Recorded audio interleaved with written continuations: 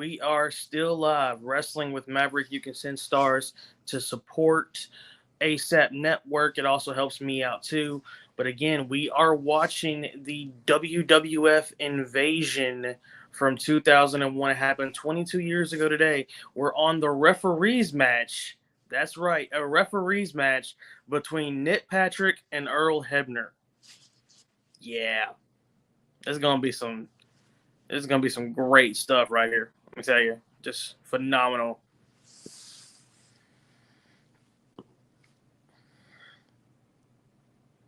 And you got Mick Foley as the guest referee, so you know it's gonna get stupid.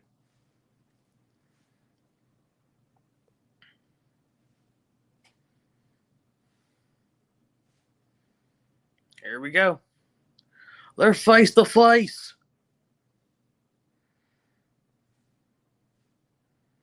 Just slapped him. Just straight slapped. Oh, here we go. It's on.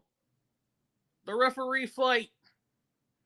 Earl is not playing. Earl is just kicking the crap out of him.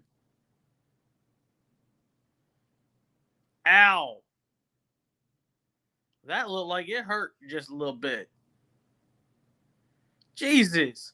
Come on, Earl, relax. Earl's not playing tonight, y'all. He is mad.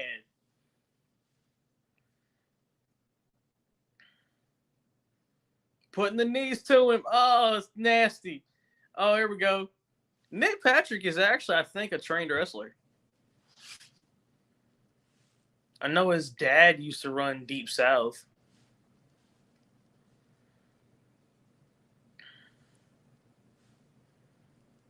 Oh, putting the boots to him is Nick Patrick. Shout out one viewer watching. Thank you for that. I guess it's nasty. Oh, he broke up. Oh, he hawked up, brother.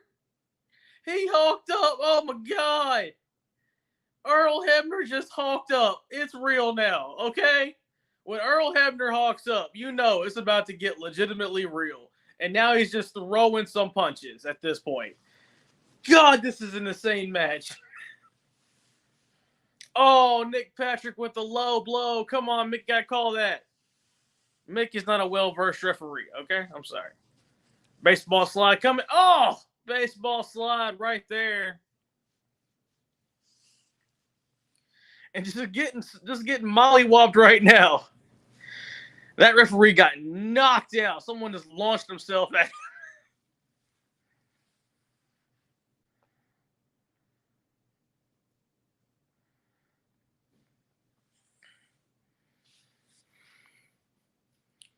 Referees are getting sent to the back now.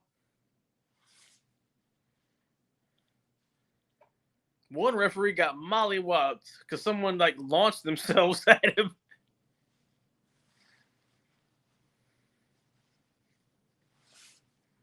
I mean, this could have been a great pay-per-view. Don't get me wrong, it was good, but people expected so much more out of it. I think the expectation of it was so high that they couldn't deliver. I know, right? I think the problem with the Invasion pay-per-view, why everyone talks about how bad it was, is because the expectation of it was so high that it couldn't really live up to it because of who they had from WCW. Everyone expected to see Sting versus Undertaker, or Stone Cold versus Hulk Hogan, or DDP versus The Rock. We never got those matches because of the fat inflated contracts from Time Warner. And like Kevin Nash said on his podcast, what am I going to do? Am I going to go, on the road and get beat up, or am I going to sit home and smoke weed? He chose to sit home and smoke weed. Ain't nothing wrong with that.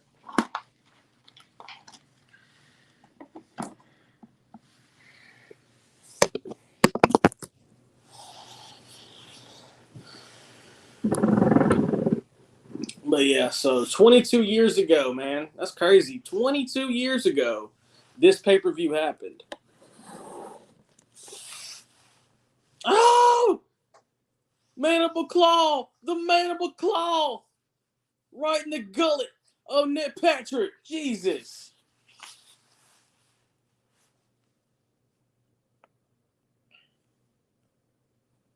How you gonna show fans going to the bathroom? That's messed up.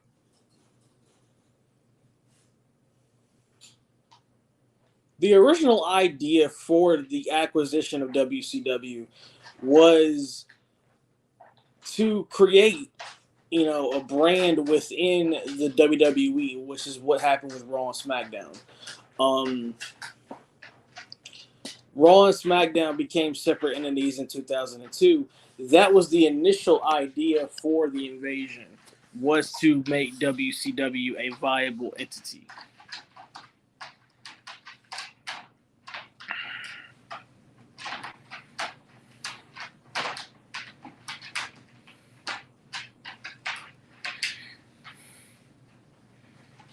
And it just never happened, unfortunately. Do you think WCW should have been a viable entity? That's the question. I mean, they just went out of business. Do you think that within the realm of the WWE, could WCW have been a viable entity?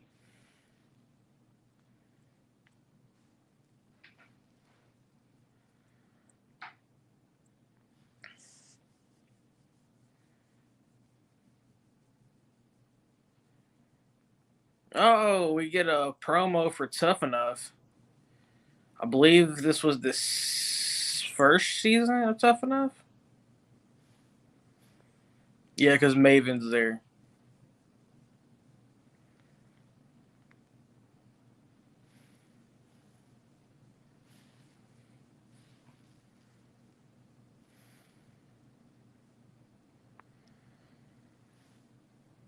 I mean, who knows?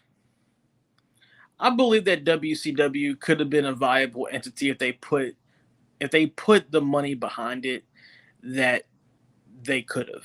You know what I'm saying? Because at the same time, they had a restaurant in New York. They could have put money behind the WCW company to make WCW a viable entity within the umbrella of the WWF. I don't think it would have been the same. I don't think if WCW was within the corporate umbrella of the WWF, I don't think it would have been the same WCW.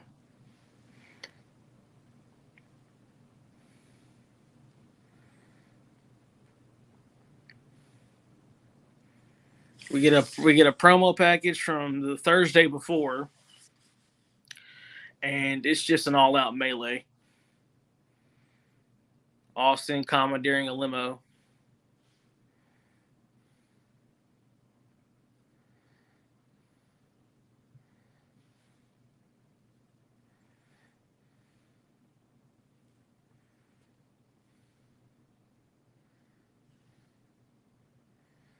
They were still doing the Crash TV segments at this time, which was really innovative for the time period.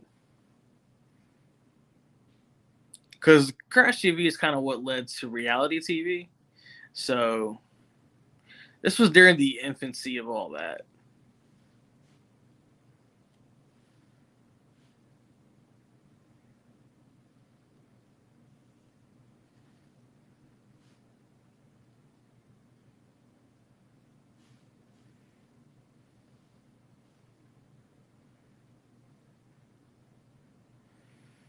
We got the WCW Tag Team Champions O'Haire and Chuck Palumbo versus the WWF Tag Team Champions, the APA.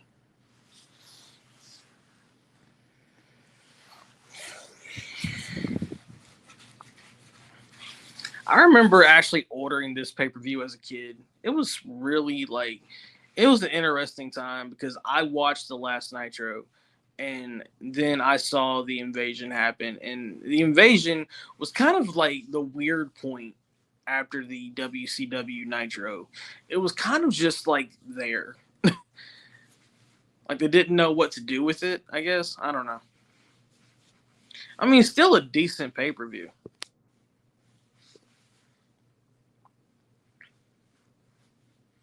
Sean O'Hare, another great talent that was misused. Sean O'Hare was like big and could do athletic stuff. He did his finisher was a swanton bomb, and dude was like 6'10". Dude was jacked like Jesus, and they just didn't know what to do with him. That was the problem with a lot of the WCW guys that came over. They didn't know what to do with him. They didn't know what to do with it.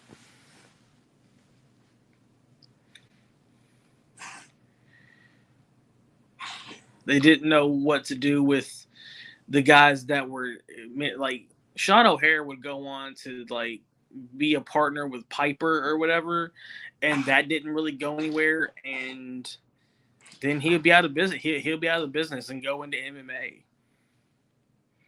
Chuck Palumbo had a really good run with Billy Gunn as a tag team there for a while, and then with the FBI, and then he would be gone. So.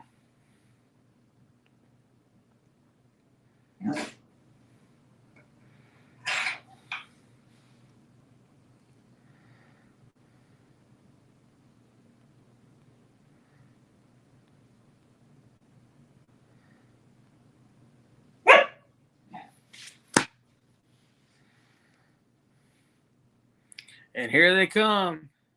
APA.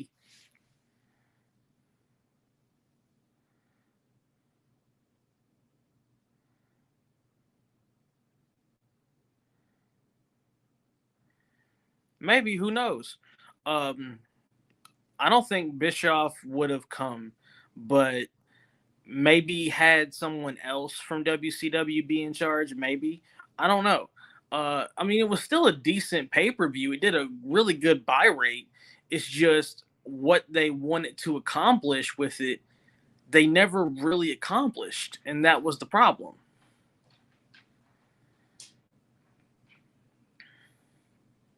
And a lot of it's because, again, it goes back to those fat, inflated contracts that a lot of the top tier talent in WCW had at the time. Because, I mean, Hogan, Hall, and Nash, they had guaranteed contracts that carried them through like almost to the end of 2001. So, and at the time, I guess Vince felt he couldn't afford their contracts. I don't know. But yeah, a lot of it was just due to the guaranteed contracts that a lot of top tier talent had that wasn't up until November of that year.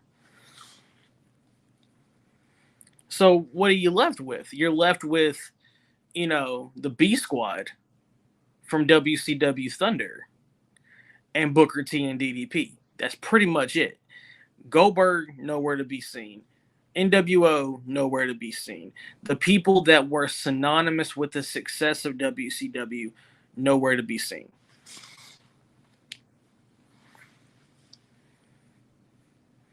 I think if you had better talent that came over from WCW, I think it would have been better, regardless of who, quote, ran the companies.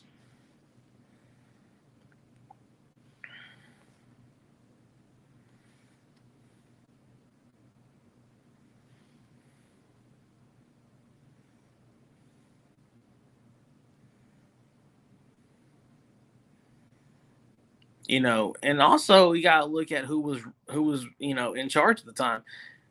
They were doing this 50-50 booking thing at the time, and it worked for a little bit, but who's honestly gonna believe that Chuck Palumbo and Sean O'Hare is gonna beat the APA? Who's gonna believe that DDP is gonna beat the Undertaker? Who's honestly, as a fan, gonna believe that after we were told for so long by the WWE that these guys were a bunch of freaking nobodies?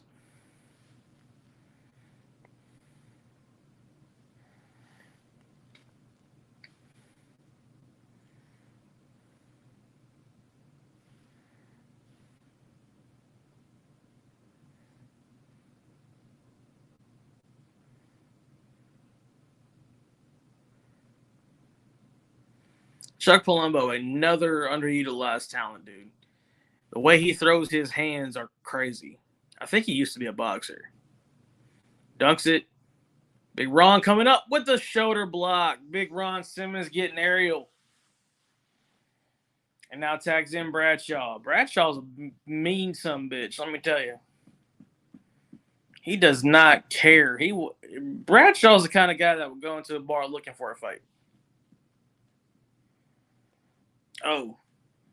Look at him just tearing him up.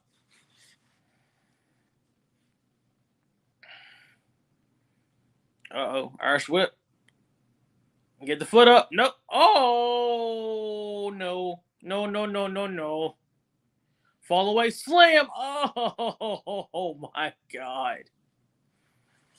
He caught that boy in midair. Who does that? Powerbomb. Oh, big kick. Big kick. It's over. It's over.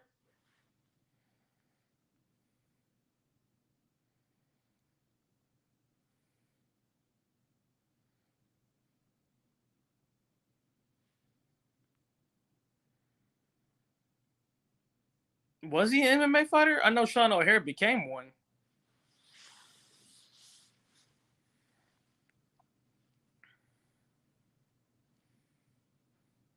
Good DDT.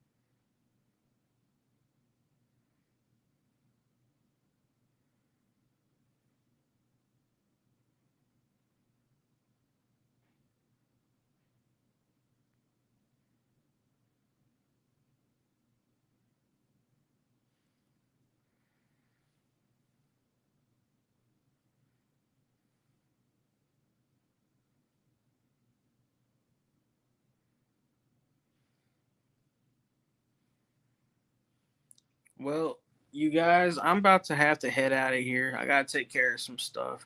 But hopefully I'll be back in time to finish this. If not, I apologize. But I have to go take care of some personal stuff. Okay? Y'all have a good day.